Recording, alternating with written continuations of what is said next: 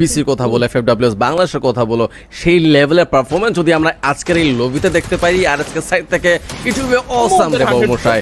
যাই হোক, yup Nova লেজেন্ডকে দেখতে পাচ্ছি ওটা কিল লুফে নিল, মাত্র 4টা কিল এড হয়ে গেছে ফুল টিমের কাছে। ক্লুসো সবচেয়ে হাই স্কিল নিয়েছে টিমের জন্য, 2টা কিল রয়েছে ওর কাছে। ক্লিয়ার ভিশনে প্রভয়কে দেখতে পাচ্ছি সেম লিকুয়ের মতো একটা জায়গাতে বসে থাকতে, তাকে স্পট করতে সক্ষম হয়নি full team.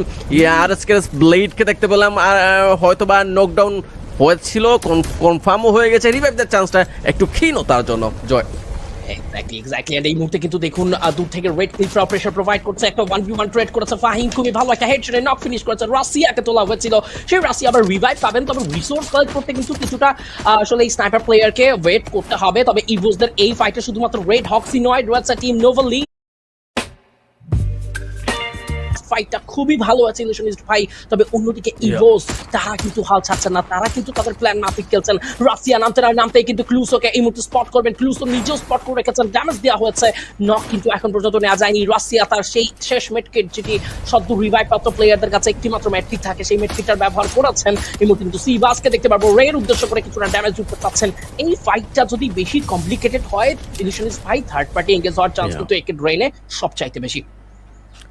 Nova লেজেন্ডের position wise তারা যেরকম পজিশন হোল্ড করে রেখেছে, বাকি টিমগুলোর চাইতে সবচেয়ে সিকিউর। ইভো স্পোর্টস যেই জায়গাতে রয়েছে সেটাও সিকিউর।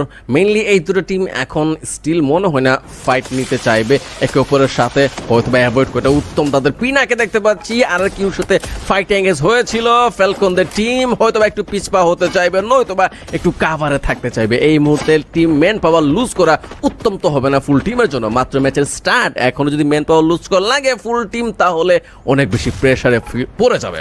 টিম সলিডকে দেখতে পাচ্ছি জয় চমৎকার জায়গাতে রয়েছে মিড টাউনে, এন্ড আই গেস একটা কিলো লুফে নিয়েছে তারা। ভালো ছিল, আর যদিও বা খুব একটা প্রেশার ছিল না, একদম ইজিলি একটা নক এখান থেকে ফিনিশ করেছেন। কারণ পুরো টিম সমেত একটা প্লেয়ারের উপরে রাশ দেওয়াটা, এটা আমার মনে হয় না খুব একটা বেশি প্রবলেম্যাটিক ফর এনি টিম যাদের কাছে পুরো রোস্টার রয়েছে। সো টিম সলিড খুবই ইজি আরো একটা কিল এখান থেকে ফিনিশ করলেন, বাট স্টিল তাদের কিন্তু আরো বেশি কিছু কিল মিশন রয়েছে। বিগত দিনগুলোতে তাদের হাংরিনেস দেখতে পেয়েছি, আজকের দিনেও তেমন হয়তো দেখতেই পারি, বাট পিই স্পোর্টস আজকের সূচনাতে যেভাবে আসলে বাংলাদেশের কাছে পরাস্ত হলেন, তা দ্বারা কিন্তু একটা বড় সড়ো তাদের জন্য বিপদ সংকেত তৈরি হয়ে গেল। ওভারকাম করতে হলে কিন্তু তাদেরকে আরো আসলে নেক্সট গেমগুলোতে সার্ভাইভিং স্কিলের দিকে ফোকাস করতে হবে। সিভাস ভার্সেস রাশিয়া 1 ভার্সেস 1 এর একটা ফাইটে কিন্তু জড়িয়ে পড়তে পারেন। সিভাস স্পট করে রেখেছেন, রাশিয়াকে কিন্তু ক্লোজ রেঞ্জ ফাইটের জন্য নিতে যাবেন, তবে খুবই ভালো আরো একটি ওয়ালের ব্যবহার। সিভাস যেন জানেন সামনে কে রয়েছেন, তিনি বুঝেই খেলছেন, ড্যামেজ দেওয়ার চেষ্টা করছেন, ড্যামেজ দিয়ে দিলেন এবং শেষ মুহূর্তে 1 ভার্সেস 1 এ আরো একবার ট্রেড করলেন রাশিয়াকে। সিভাস তুলে নিয়েছেন 5 কিল। এবার ইভোসদের জন্য কিন্তু একটা বড় বিপদ সংকেত ইলুশনিস্ট ভাই। ওভারঅল স্ট্যান্ডিং এ কিন্তু ইভোসরাও 100 স্কোর ক্রস করতে পারেনি। দেখুন কোসিয়াল রিভাইভ দিতে গিয়েও সেটা সক্ষম হলেন না, তিনি এর মধ্যে এই জায়গায় পরাস্ত হলেন। আরো একটিবার নোভা লিজিয়ান যেন খেপে গিয়েছে, নোভা লিজিয়ান যেন এক অনন্য মাত্রা তৈরি করে ফেলেছে প্রথম গেমে। ইয়াপ, এন্ড ইভোসদের জন্য চাপ কিন্তু বেড়েই চলেছে। এবারে FFWS এর আসরে ইভোসদের কাছ থেকে এইরকম পারফরমেন্স আই গেস আর ফ্যান বেস তো চায়নি মোটেও।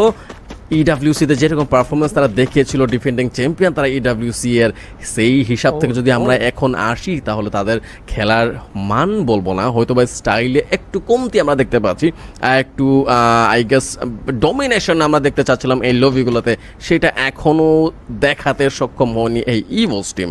যাই হোক, আর কিউকে দেখতে পাচ্ছি হয়তো বা তারা ওই জায়গাতেই লাসা বিস্তাতে এন্ট্রি নিবে, যেখানে আরও কয়েকটা টিম অলরেডি আছে, জিওডাব্লিউ এবং নোভা লেজেন্ড, যারা অলরেডি এই জায়গা দখল করে স্থানগুলা ভালোভাবে পর্যালোচনা করে ভালো অবস্থানে রয়েছে।